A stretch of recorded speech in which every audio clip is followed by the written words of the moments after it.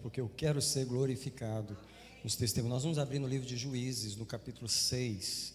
Eu quero celebrar Deus nessa manhã, eu quero celebrar o Eterno, aquele que nos alimenta, aquele que nos abençoa. Juízes capítulo 6, eu quero ler do versículo 12 até o 16. Juízes é o 6º ou 7º livro da Bíblia, por aí. Juízes 6. O título da mensagem é Mudança de Perspectiva, tá? Mudança de perspectiva. Juízes 6, versículo 11. Então o anjo do Senhor veio e sentou-se debaixo do carvalho que estava em Ofra, que pertencia a Joás, a Besrita, cujo filho Gideão estava malhando o trigo no lagar para o esconder dos midianitas. Apareceu-lhe então o anjo do Senhor e lhe disse: o Senhor é contigo, ó homem valoroso. Gideão lhe respondeu: ai, Senhor meu, se o Senhor é conosco, por que tudo isso nos sobreveio? E onde estão as suas maravilhas que os nossos pais nos contaram, dizendo: não nos fez o Senhor subir do Egito? Agora, porém, o Senhor nos desamparou e nos entregou na mão de Midian. Virou-se o Senhor para ele e lhe disse: vai nessa tua força e livra Israel da mão de Midian. Porventura não te envio eu? Replicou-lhe Gideão: ai, Senhor meu, com que livrarei a Israel? Eis que a minha família é a mais pobre em Manassés, e eu o menor na casa de meu pai. Tornou-lhe o Senhor: porquanto eu hei de ser contigo, tu ferirás aos midianitas como a um só homem. Nós vamos orar. Quero que você diga: Senhor, fala comigo, muda a minha perspectiva, tira as escamas dos meus olhos, dá-me um olhar para ver as coisas como o Senhor vê. Então receba uma bênção aí antes de orar. Comece a orar por você. Eu quero declarar e decretar o domínio de Jesus que já está nesse lugar. Eu celebro aquele que vem nos alimentar com a sua palavra. Eu celebro aquele que muda a nossa vida com a sua palavra. Eu celebro aquele que nos abençoa com a sua presença. Eu celebro aquele que envia os seus anjos nesse momento para abençoar a palavra de Deus. Eu proclamo agora que os anjos do Senhor têm liberdade para entrar nesse lugar, proteger o lugar de todo o roubo da palavra. Eu proíbo agora todo o espírito que tinha o objetivo de roubar a palavra, está preso agora pelo Senhor, proibido de roubar a palavra nessa manhã. Eu declaro a glória do Senhor e a sua vitória sobre esse lugar. Alguém diz: eu recebo essa palavra no meu espírito. Então sente diante do Senhor.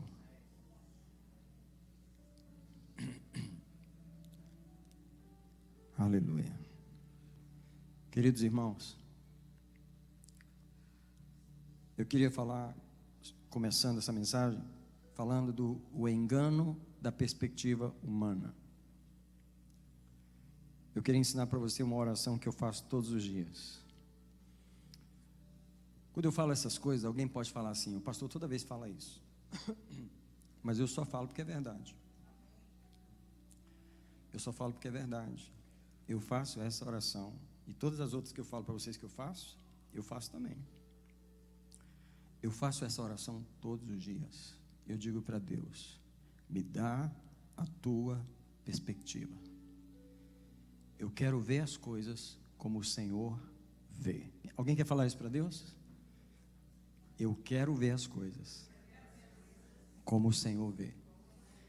E o Espírito Santo já começou a trabalhar nessa manhã, nessa palavra. Eu queria que você levantasse uma mão só para falar para ele assim.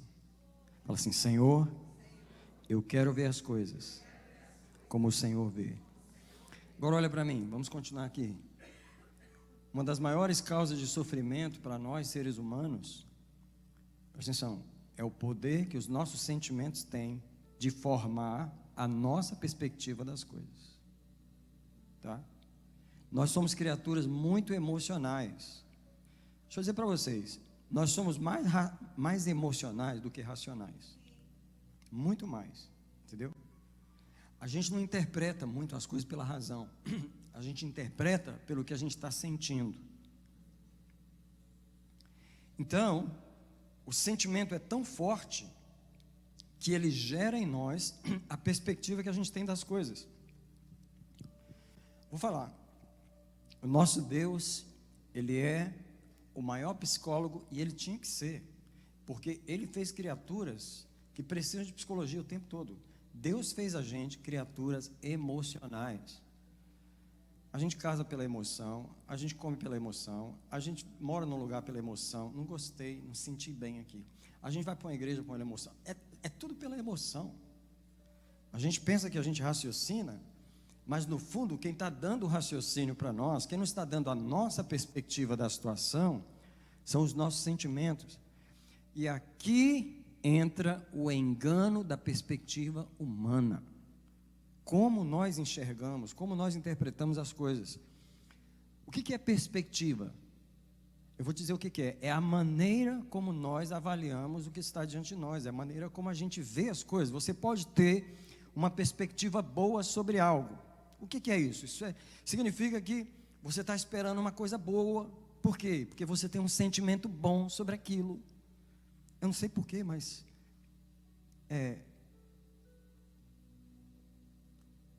eu gosto de tal cidade. Quando eu chego lá, me dá uma vontade de morar lá. É só um sentimento, mas já gerou uma perspectiva em você. Você pode nunca ter andado num determinado carro, mas aí aquela companhia lança aquele carro, você olha aquele carro e você, uau, eu acho que eu ia me sentir poderosa dentro daquele carro. Acho que eu ia me sentir muito bem. Você gera uma perspectiva de uma coisa que você nunca experimentou. Talvez um dia, quando você entra naquele carro, você senta nele e fala, é o que eu pensava. Porque o teu sentimento gerou uma expectativa que não é. Sabe o que o Espírito Santo está querendo dizer já aqui no começo dessa mensagem? Qual é a perspectiva que os teus sentimentos estão formando para você, que não é a realidade do Senhor? Porque os nossos sentimentos nos dão uma perspectiva enganosa sobre as coisas. Irmão, por isso que tem gente enganadinho na igreja. Porque você percebe as coisas de um jeito que não tem a ver com a palavra de Deus, não tem a ver com a realidade, tem a ver só com o seu sentimento, com aquilo que você sente. Se a pessoa não aprende a ser liberto da perspectiva humana, ela nunca terá a perspectiva de Deus. Não tem como você ter a perspectiva do homem e a de Deus ao mesmo tempo. Porque Deus vê de um jeito, você vê de outro. Aliás, o profeta Samuel, quem enganava Samuel? Samuel tinha o Espírito de Deus desde pequenininho, ó. Quando ele viu Eliabe, ele, gostei desse rapaz. Deus, quem mandou você gostar dele? Eu não chamei ele. O homem vê a aparência, mas eu vejo o coração. Então aqui é que está. Nós olhamos para uma coisa, criamos um sentimento, e Deus, já perdi mais um, já arrumou uma perspectiva que não é a minha. Deixa eu dizer para você, quando você tem uma perspectiva ruim, porque quando você tem uma perspectiva boa, positiva, o que aquilo gera em você? Gera um ânimo, gera um prazer, gera um desejo. Deixa eu te dar um exemplo. Eu vou mexer com nossas emoções hoje. Quando uma jovem, uma mulher, uma pessoa vê um homem, ela vê aquele homem, aí ela sonha, não sabe de onde, 2 asas apareceu nela e ela começa a voar. E ela voa pelo que ela está vendo. Aí ela casa com ele.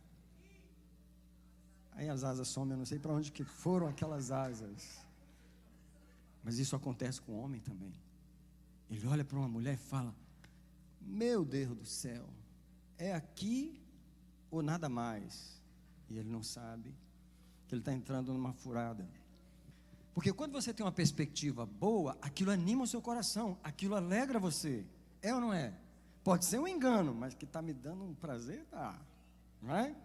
Agora, quando você tem uma perspectiva ruim, você olha para uma pessoa, você já não gostei, mas quem te falou? Não sei, meu sentimento já falou que eu não gostei da cara dele, não gostei da cara dela, e isso acontece o tempo todo. Quando você tem uma perspectiva ruim de um lugar, eu nunca vou querer morar em tal lugar, nunca nem foi lá. mas você tem uma perspectiva ruim, o que aquilo te dá? Aquilo te dá uma rejeição, do nada. Você já tem uma rejeição daquilo, você tem um sentimento ruim, você cria uma perspectiva negativa. O que é uma perspectiva? É um sentimento, ou bom ou ruim, de uma coisa. Perspectiva é isso. Eu vou chegar lá no texto de Gideão, mas antes eu estou introduzindo aqui o assunto, tá? A perspectiva é tão poderosa que ela determina a atitude sua com aquilo que está diante de você. Como eu acabei de falar, se você tem uma perspectiva negativa, isso é um sentimento ruim, você se fecha para aquilo, você não se esforça com aquilo, você não coopera com aquilo, você não dá o seu melhor, você rejeita, você resiste. Por exemplo, se você está procurando um trabalho, muito tempo sem trabalho, aí aparece um trabalho, só que você não gosta daquele trabalho. Você já viu falar mal daquela empresa, ou você nunca ouviu falar mal, mas eu não sei de onde a gente tira certas perspectivas, ela vem do nada, e aí você tem uma perspectiva ruim sobre aquilo. O que você começa? Você não se esforça sobre aquilo, você não quer fazer aquilo, você faz amarrado, você faz empurrado. A perspectiva determina a atitude. Quando você vê uma pessoa que não quer fazer algo, você tem que perceber que por trás daquilo existe uma perspectiva negativa. Os olhos com que ela está olhando aquilo não são bons.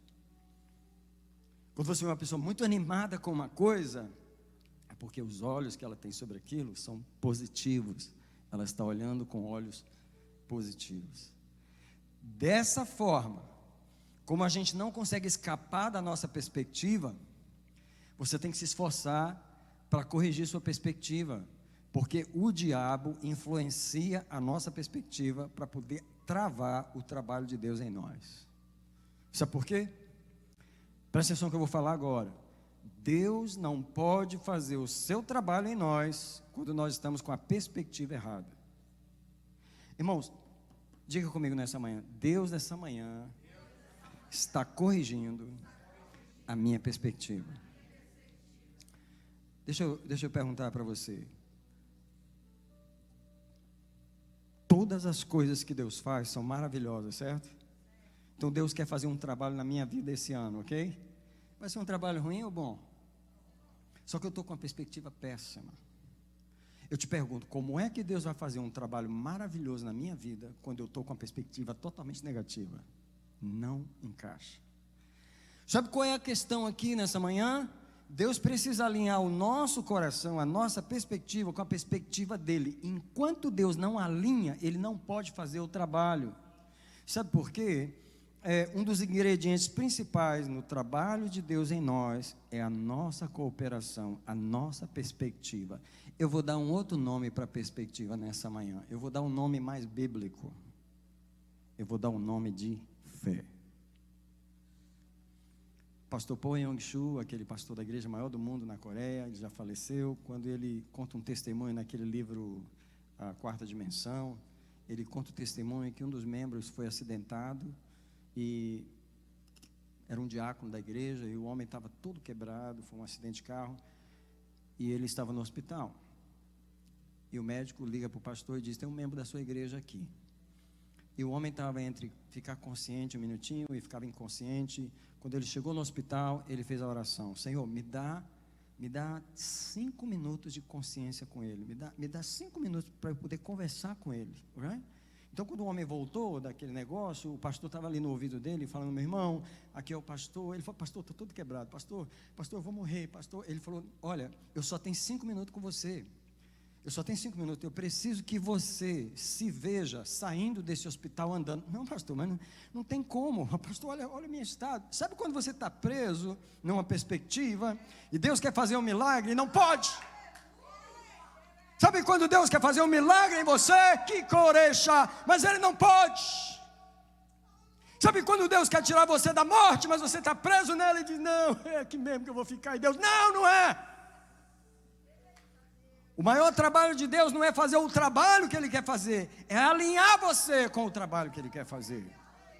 E aquele homem volta e Deus: mas eu preciso que você imagine você saindo daqui. Mas não consigo, pastor, olha a dor, eu estou toda arrebentada, minha coluna está quebrada, pastor, eu não tenho jeito.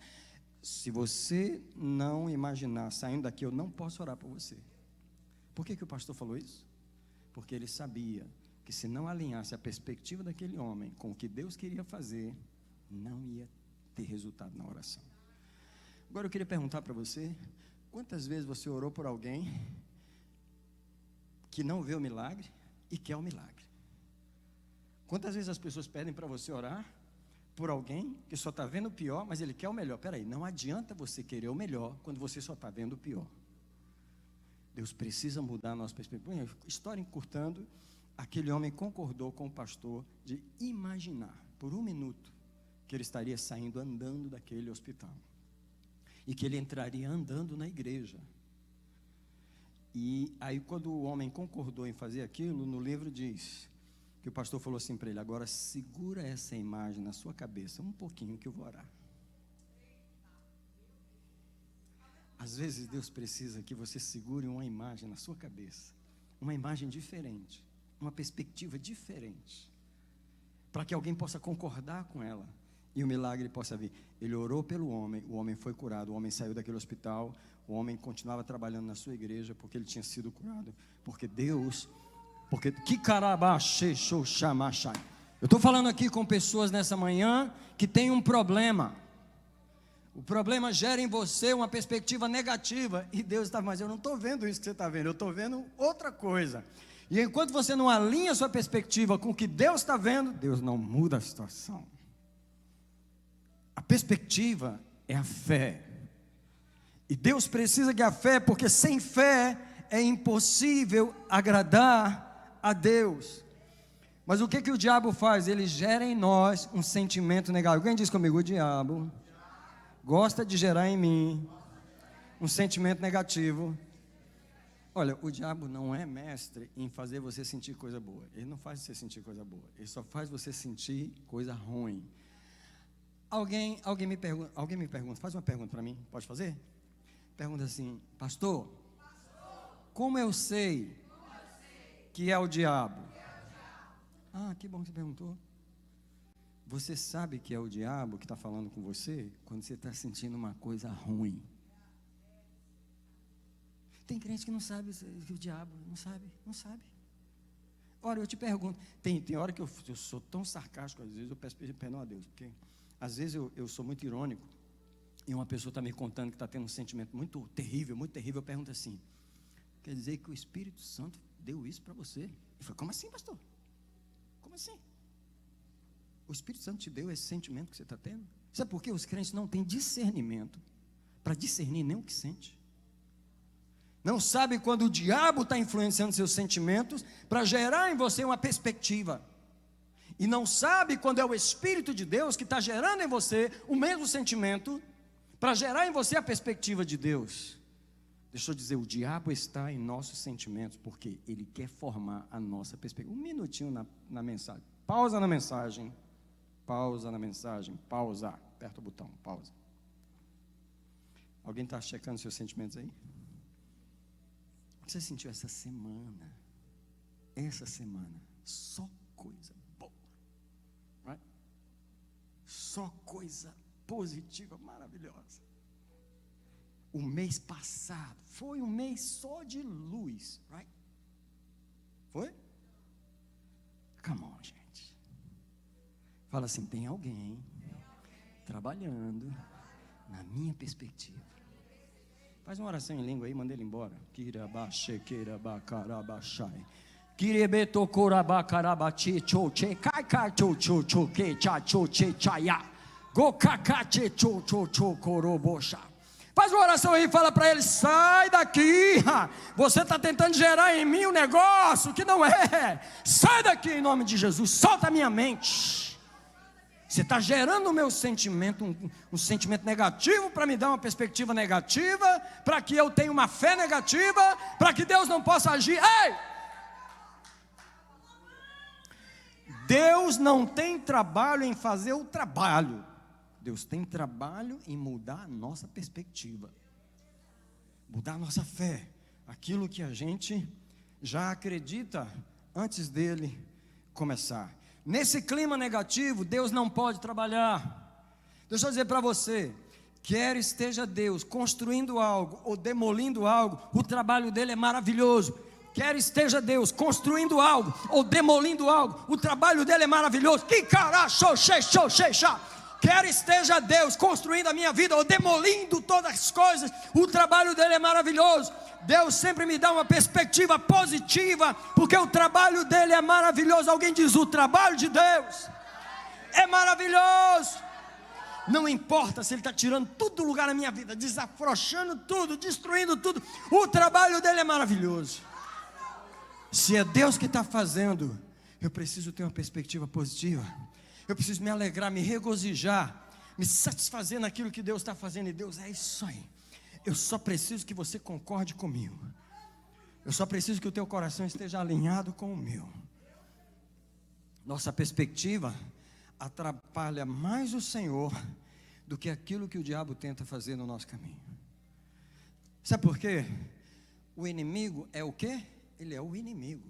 Ele sai para nos resistir.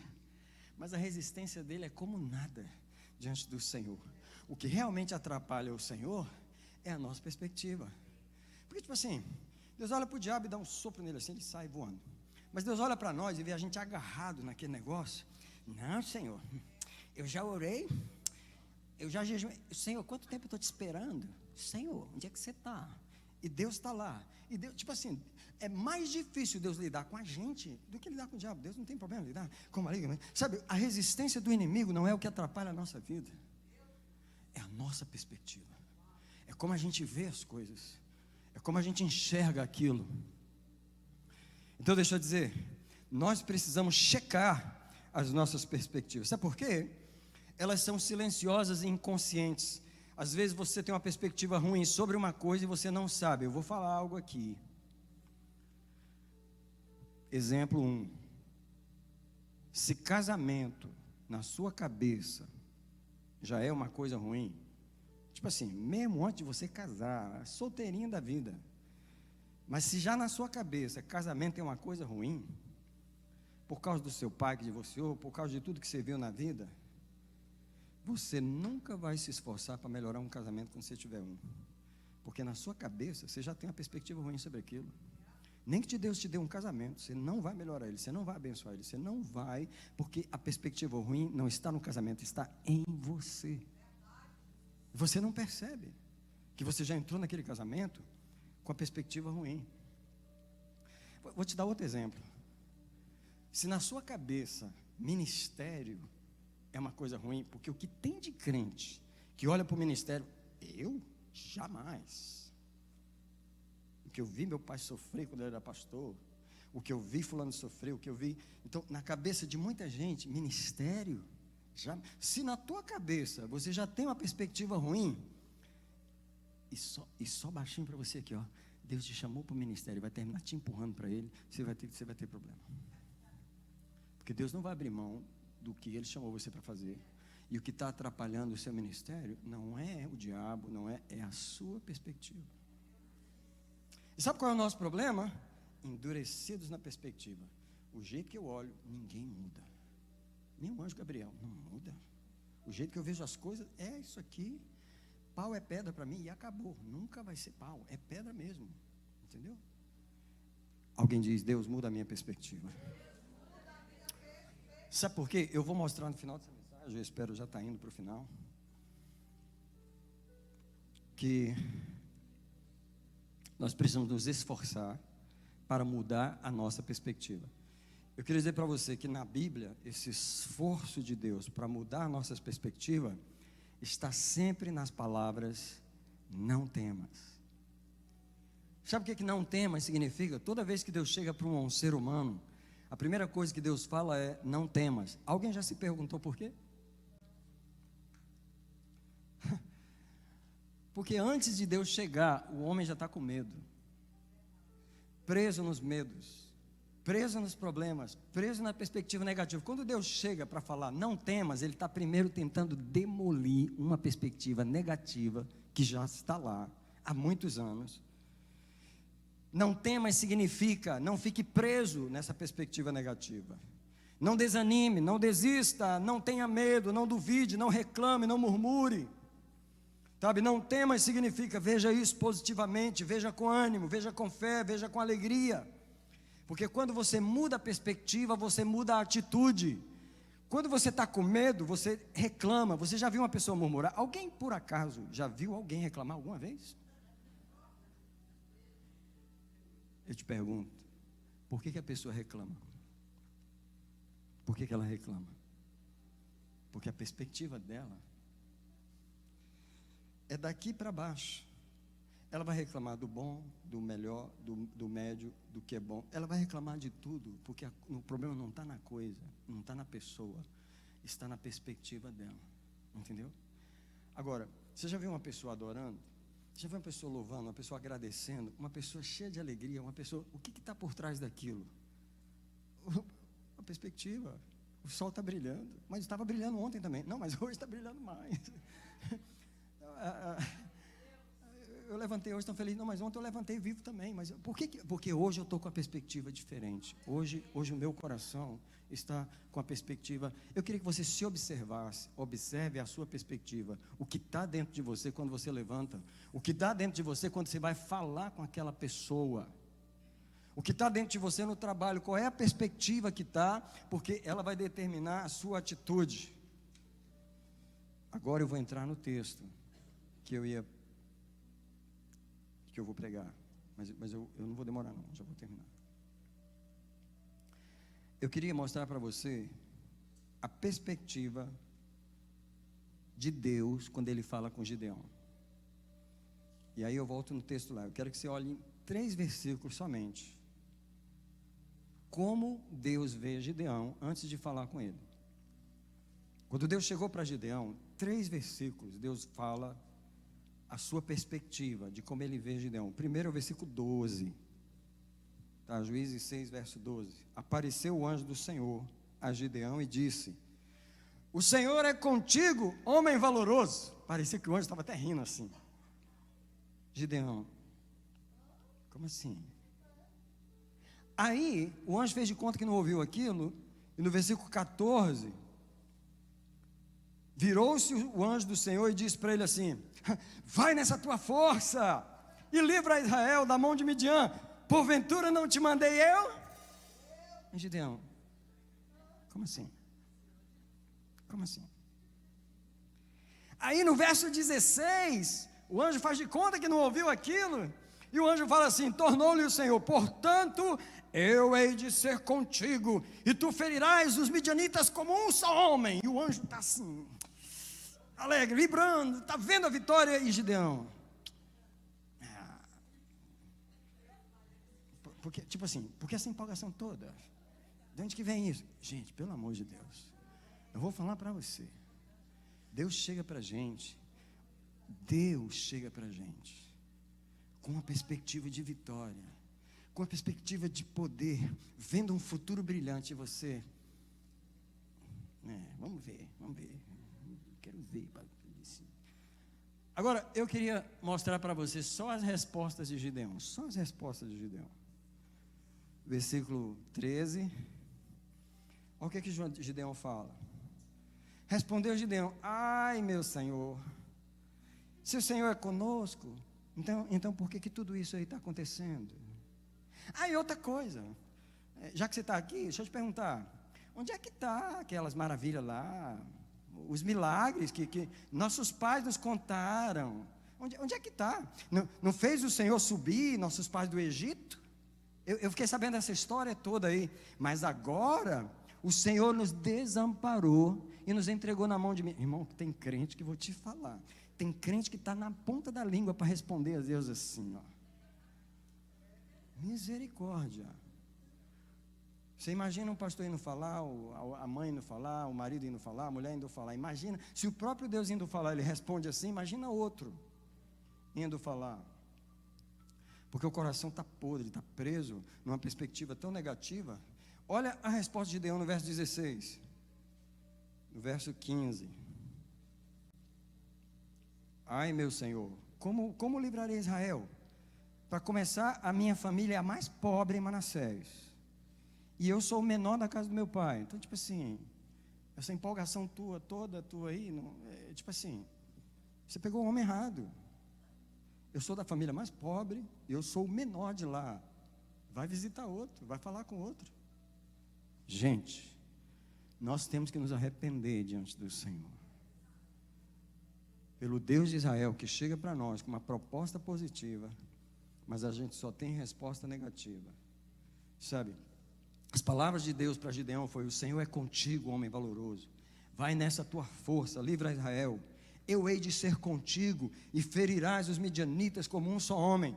Deus tem uma perspectiva certa de Gideão. Deus vê a força de Gideão. Deus vê a vitória de Gideão. Deus vê a derrota dos midianitas. Esta é a perspectiva do Senhor. Quem é que consegue ver a derrota dos seus inimigos nessa manhã? O Senhor tem uma perspectiva correta sobre nós e sobre os nossos inimigos. O que o Senhor vê é a gente pisando em cima. O que o Senhor vê é a gente vencendo. O que o Senhor vê é a gente ultrapassando a barreira. O que o Senhor vê é a gente passando no teste. O que o Senhor vê é o anjo carregando a gente.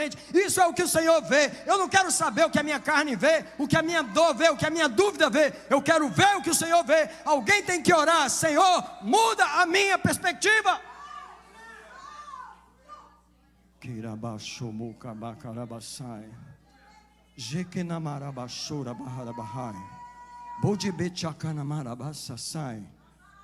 Se alguém sondar o seu coração nessa manhã, você vai ver que você não está vendo coisas muito positivas na sua frente. É tanto que você nem está animado, você está assim. Por quê? Porque você não está vendo nada. Você não está vendo o que Deus está vendo. Agora deixa eu falar o momento profético, que é o primeiro culto de julho. Vou te falar o momento profético que é. Nós acabamos a primeira metade do ano. Nós tínhamos uma semana de férias, na primeira semana de janeiro, quem lembra? A gente não faz jejum, a gente viaja. A primeira Santa Ceia do ano é o primeiro domingo do mês, às vezes o segundo, porque a gente está começando o ano. Julho é um segundo começo. Julho é um segundo começo. A vida está começando de novo. Deus está começando de novo.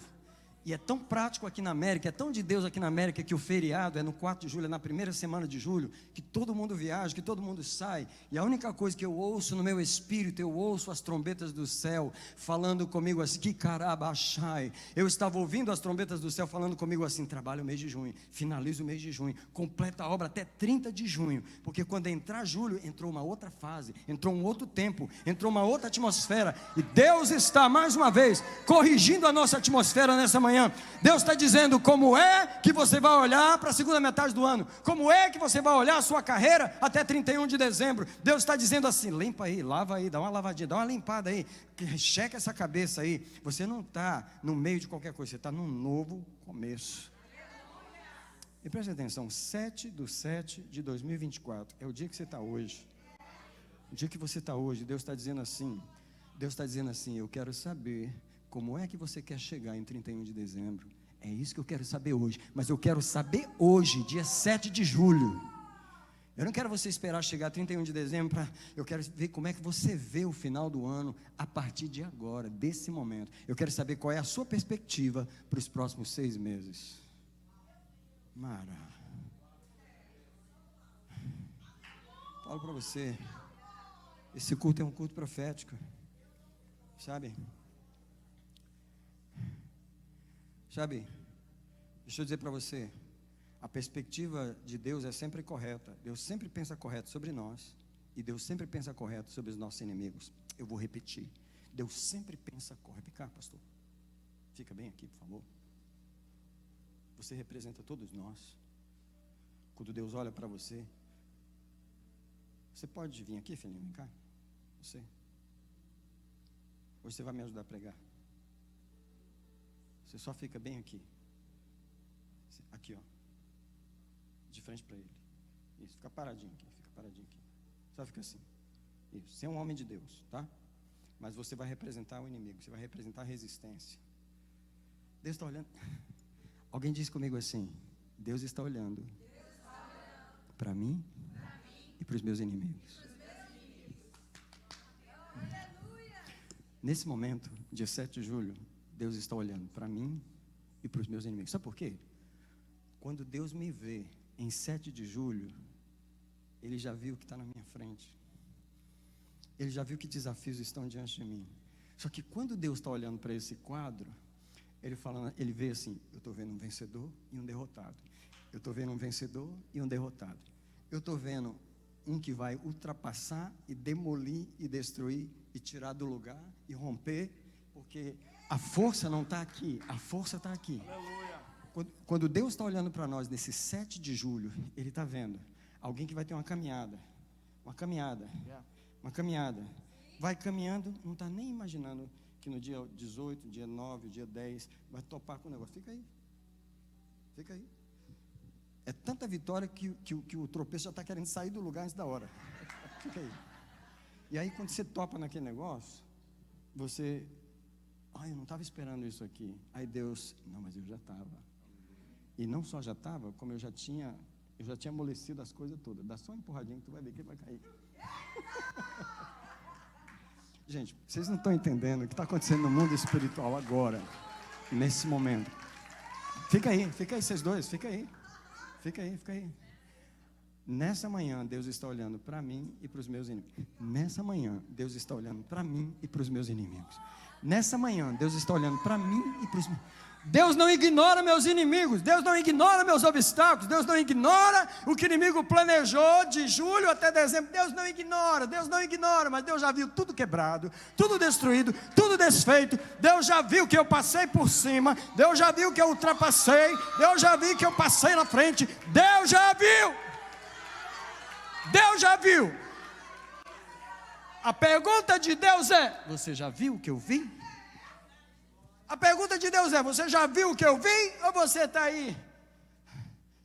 O que será? Será que eu vou pagar o aluguel? Será que meu marido vai voltar? Será que eu caso esse ano? Será? Deus não está vendo isso. Deus não está vendo essa perspectiva. Deus não está vendo essa perspectiva. Deus já viu os anjos que Ele enviou no caminho. Alguém fala comigo: eu tenho o ministério dos anjos ao meu dispor.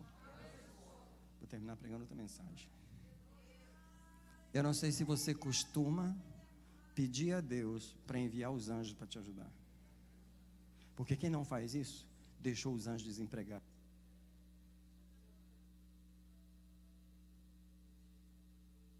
Quando Jesus falou assim, eu podia pedir, nesse momento eu podia pedir 12 legiões de anjos, 72 mil anjos, estavam disponíveis naquele momento. Jesus podia pedir, porque os anjos estavam disponíveis. Tem tanto anjo disponível para trabalhar para você, mas você nunca lembra deles, você só lembra de você. Deus, me ajuda, eu estou sozinho aqui nessa batalha. Está sozinho? Então fique sozinho, porque você tem a perspectiva de estar sozinho, então vai sozinho. Eu nunca tenho perspectiva que eu estou sozinho.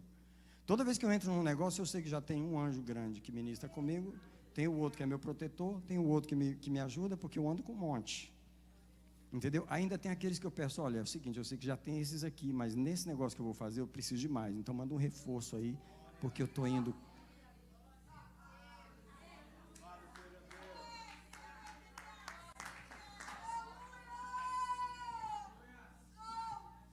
Alguém diz comigo assim: Deus não pediu para eu caminhar de julho a dezembro sem a ajuda dos anjos. Eu quero que você aprenda a pedir a ajuda dos anjos do Senhor. Obrigado, amados. Uma salva de palmas para eles. Obrigado, meu filho. Deixa eu abençoar.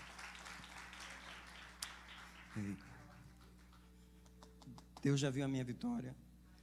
Deus já viu a sua vitória. Deus já viu a derrota dos nossos inimigos. Tá? Mas na perspectiva de Gideão duvida da presença de Deus no meio de Israel, porque a primeira coisa que Gideão fala: se o Senhor estivesse no meio de nós, come on. Você só acha que Deus está no meio quando não está acontecendo coisas ruins? Ei, eu queria falar com os crentes que pensam que Deus só está comigo quando não está acontecendo coisas ruins. Eu queria declarar nessa manhã que Deus está comigo quando está acontecendo coisas ruins. E queria declarar que Deus está mais comigo ainda quando as coisas vão de mal a pior. Eu me lembro que eu passei uma depressão e que eu estava naquela tristeza e que eu comecei a celebrar.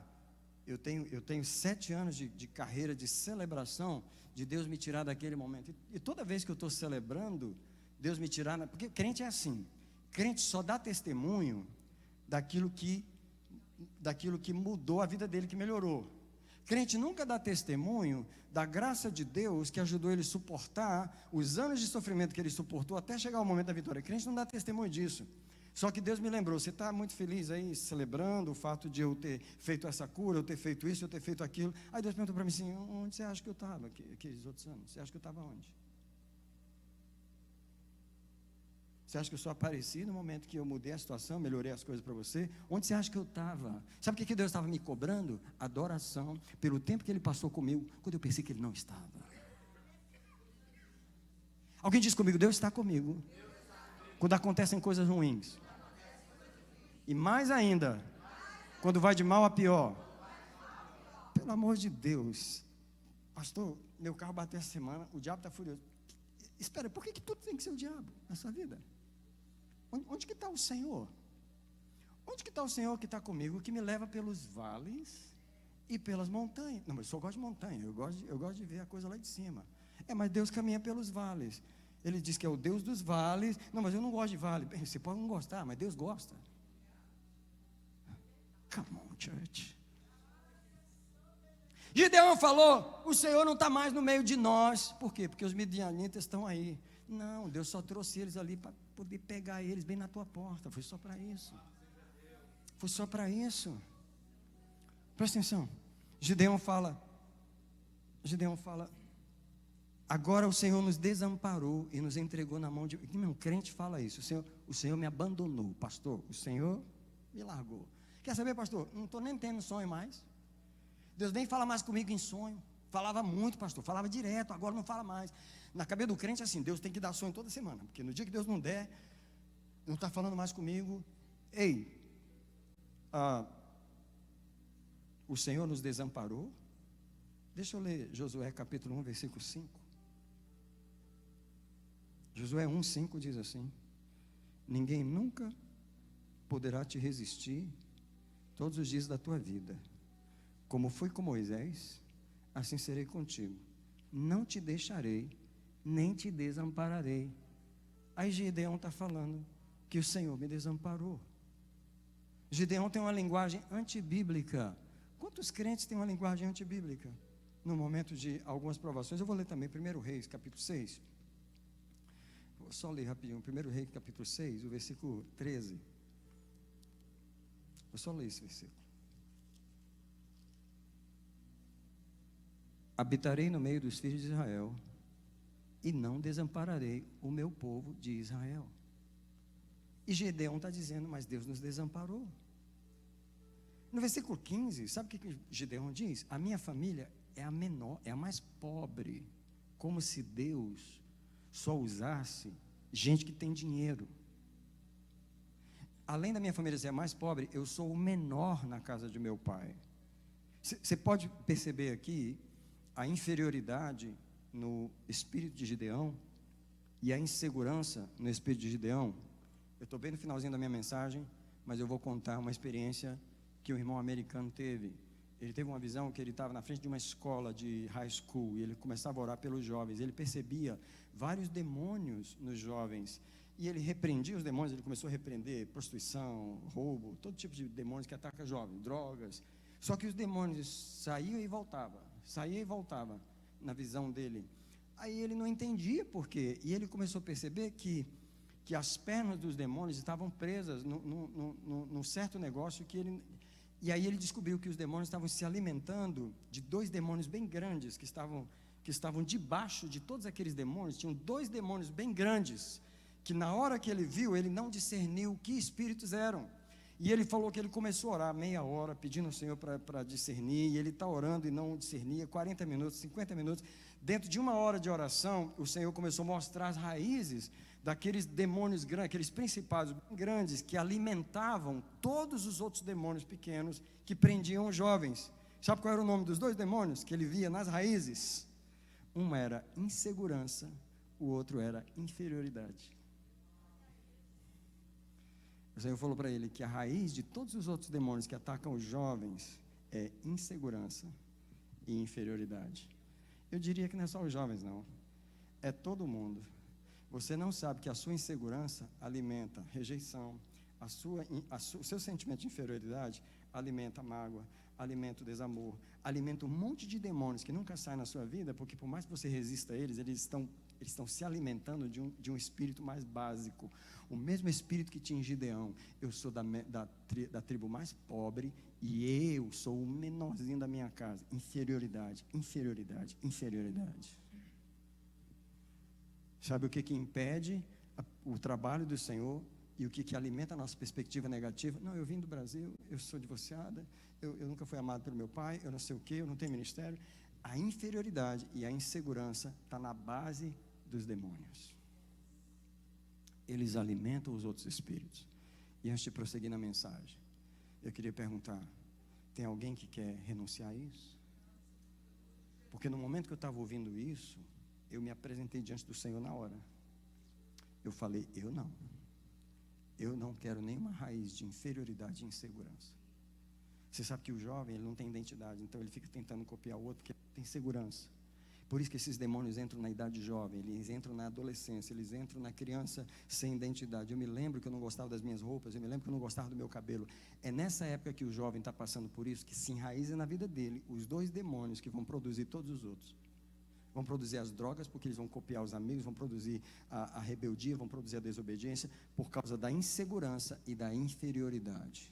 Os pais têm que aprender a não só corrigir os filhos, porque a única coisa que certos filhos ouvem dos pais é: você não faz isso direito, arruma isso, conserta isso, arruma seu quarto, faz isso. Nunca houve uma palavra negativa para combater o demônio principal, que é o demônio da insegurança e o demônio da inferioridade. Os jovens, as crianças se sentem inseguros, infelizes, inseguros. Você precisa dar uma palavra de afirmação, você precisa confirmar as coisas boas que seu filho faz, você precisa ajudar a combater. Quem entendeu isso? Que tal orar nesse momento, sentado mesmo? Senhor, eu e o teu povo estamos vindo, depois desse testemunho que eu acabei de dar, denunciar ao Senhor dois espíritos: insegurança, porque muitos de nós continuam com eles, Senhor. Não tem segurança, não se acha bom, não se acha digno, não se acha capaz. A inferioridade que está dentro de nós: eu não sou bonita, eu não sou isso, eu não sou aquilo, eu não sou preparado, eu não sei falar, eu não sei fazer isso. Senhor, eu te apresento agora os dois espíritos mentirosos que mentem para o ser humano. Nessa manhã, nós queremos uma perspectiva nova, mas esses espíritos estão roubando a nossa perspectiva.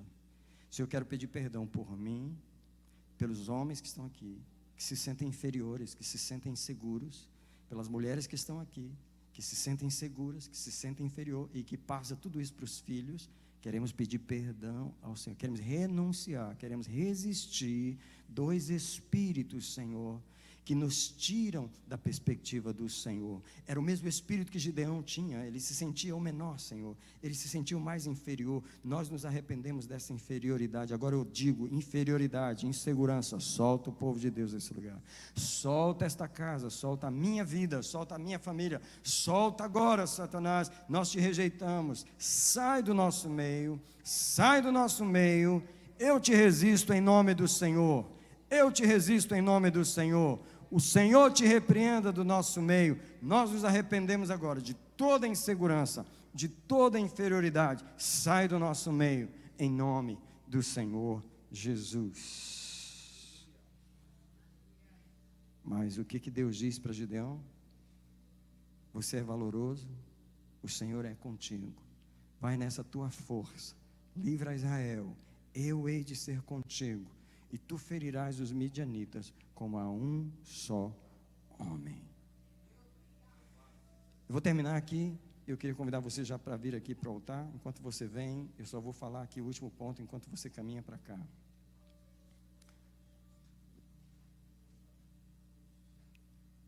Que Deus mudou a perspectiva de Gideão fazendo três coisas. Primeira coisa que Deus fez, você pode olhar para mim aqui que eu vou terminar só a mensagem nesse ponto aqui.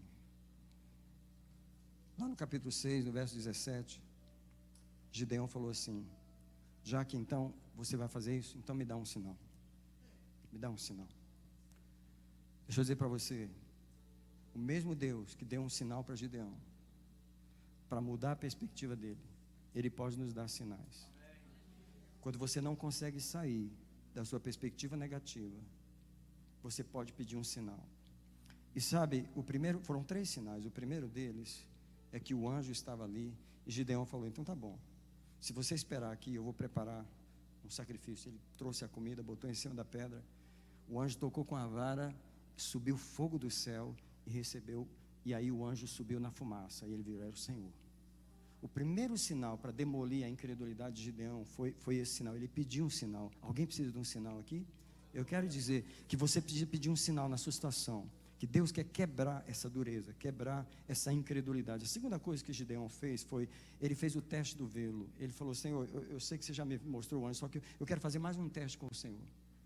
Eu vou colocar esse velo de lã, eu queria que você molhasse a chuva, o orvalho, molhasse só o velo e na terra ficasse tudo seco. E Deus: não é problema para mim. Para tirar a tua incredulidade, para mudar a tua perspectiva, eu faço qualquer coisa. Então ele foi lá na noite. Gideão, quando chegou de manhã, o velo estava tão cheio de orvalho que ele espremeu um copo de água, um copo cheio de água, e a terra toda estava seca ao redor. Gideão: já que tu é o Senhor, que carabachou, chai, chei, chou, xarababassa, carabarababassai, sou chepa, carabarra.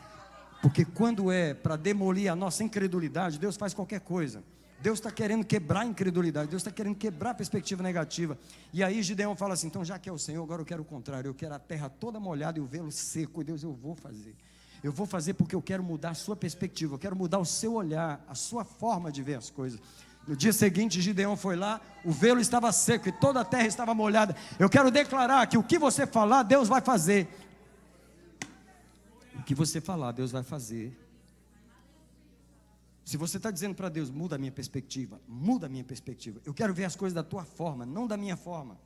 Eu quero que o meu sentimento seja mudado. Eu quero ver o resto desse ano de uma forma diferente. Eu quero enxergar a vitória. Eu quero enxergar a derrota dos meus inimigos. Eu quero ver que o Senhor está comigo, que o Senhor... Eu não quero me prender nessa perspectiva negativa que eu tenho. Eu quero um sinal. Mas olhe para mim um minutinho mais. Gideão fez um último apelo. Quer dizer, o último não foi nem Gideão. Eu acho o máximo o Senhor. Do velo Gideão pediu. O anjo foi Gideão que pediu. Mas esse último não foi Gideão. O Senhor chegou para Gideão e falou assim: e aí, resolveu o problema? Ele falou: Deus, então tá bom, eu vou te dar mais um sinal. Você não pediu não, mas eu vou te dar. Eu quero que você pegue o seu companheiro e vai pelo arraial dos midianitas, porque eu dei um sonho para o rapaz lá. Eu quero que você escute o sonho que eu dei para ele. Foi Deus mesmo que proveu isso. Gideão pega o rapaz e desce pelo escuro. Quando chega numa tenda, ele escuta o rapaz falando: rapaz, eu tive um sonho. Que sonho? Não, eu vi um pão de cevada descendo, rolando assim, ó, e batia numa tenda, virava de cabeça para baixo. Sabe o que é isso? Isso é a espada de Gideão. Deus entregou esse arraial na mão de Gideão. O inimigo falando. Quando Gideão ouviu aquilo, era a gota que ele precisava. Quando Gideão ouviu aquilo, Gideão falou: não preciso mais, agora eu tenho certeza. Agora Deus mudou a minha perspectiva. Você sabe por quê que Gideão venceu aquela batalha com 300 homens? Não foi por causa dos 300 homens, foi por causa de um homem que Deus mudou a perspectiva dele. Quando Deus muda a perspectiva do líder da casa, Ele muda a casa. Quando Deus muda a perspectiva de quem está na frente da empresa, Ele lida com a empresa. Quando Deus muda a perspectiva do pastor da igreja, Deus muda a igreja. Alguém abre as mãos e fala para o Senhor: essa pessoa sou eu. Muda a minha perspectiva. Espírito de Deus.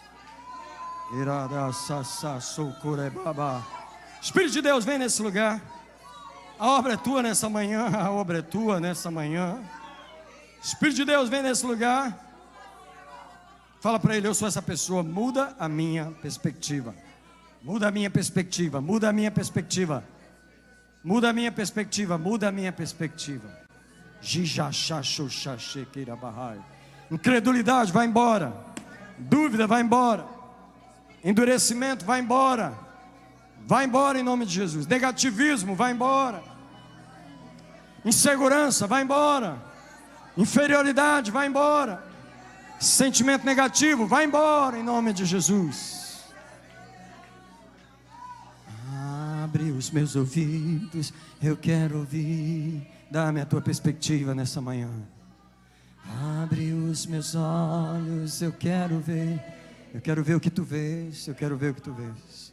Abre o meu coração, quero sentir seu grande amor, seu grande amor, seu grande amor, seu grande amor. Você tem que sentir o amor de Deus para poder vencer. Enquanto sente tristeza, não vai vencer. Abre os meus ouvidos. Eu quero declarar que o anjo do Senhor está no nosso meio e abrindo os nossos ouvidos agora. Eu quero declarar que o anjo do Senhor está abrindo os nossos olhos agora, agora, agora. Quero declarar, a obra está acontecendo nesse altar agora, agora, agora. Agora, agora. Agora, agora. Muda a minha atmosfera. Muda, Senhor. Eu quero me animar. Eu quero me animar. Eu quero me animar mais uma vez.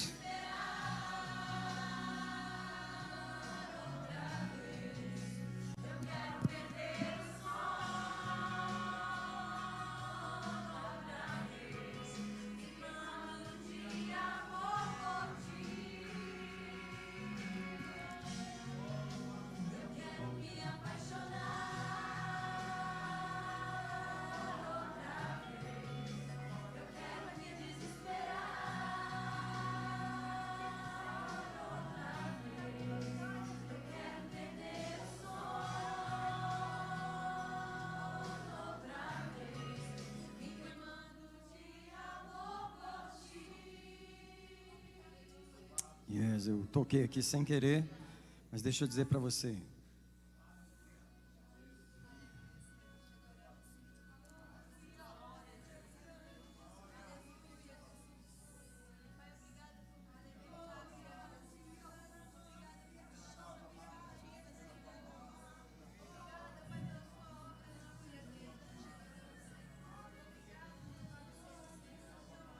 Muda a minha perspectiva, Senhor, muda a minha atmosfera. Uma pausa rapidinho, olha para mim um minutinho. Olha para mim um minutinho. Eu preguei uma mensagem em Marlboro, eu queria sugerir você ouvir. Está escrito assim: o alívio está na compreensão. Alguém chegou a ouvir essa mensagem? O alívio está na compreensão. Vou terminar aqui, que eu vou orar aqui para você almoçar. Eu não mencionei essa parte aqui na mensagem, mas ela está aqui. Paulo tinha um espinho, furava ele o tempo todo.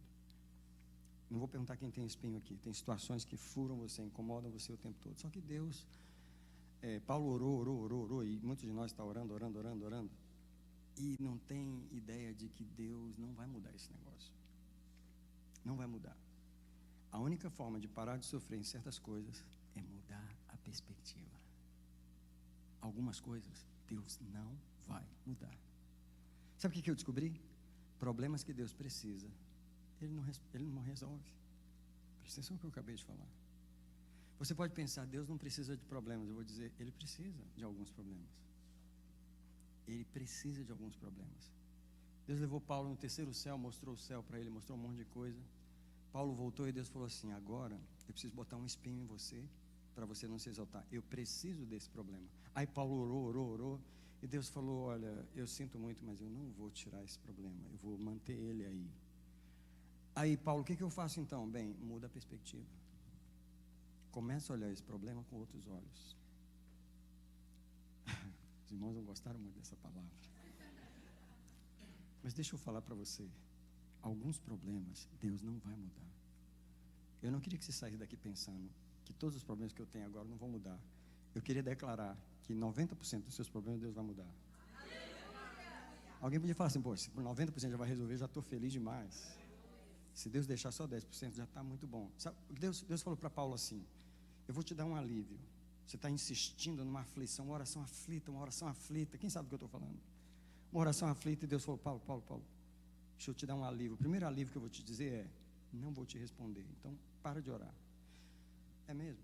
Então, é aceitar. Agora, eu vou te dar outra coisa. Eu vou te dar uma graça para você superar isso. Então, tem dois alívios de Deus para nós. Ele muda a nossa perspectiva, você começa a aceitar aquilo, e agora Ele te dá uma graça para conviver com aquilo. De todas as formas, você vence o problema. Você pensou que só vencia o problema? Deus tirando o problema. Deus falou, não, eu vou fazer você vencer o problema com ele. Porque você não pensa nessa estratégia. Deus fala assim, eu vou mudar a tua perspectiva. Vou te dar uma graça para conviver com aquilo. E você vai viver como aquilo não existisse. Isso é, você venceu o problema e nem notou. Eu queria que você abrisse as mãos para receber essa graça. Sabe por quê?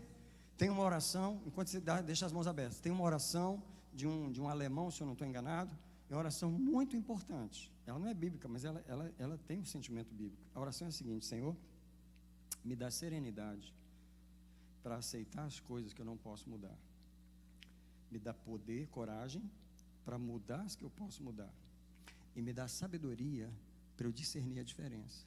O que Deus vai mudar e o que Deus não vai mudar.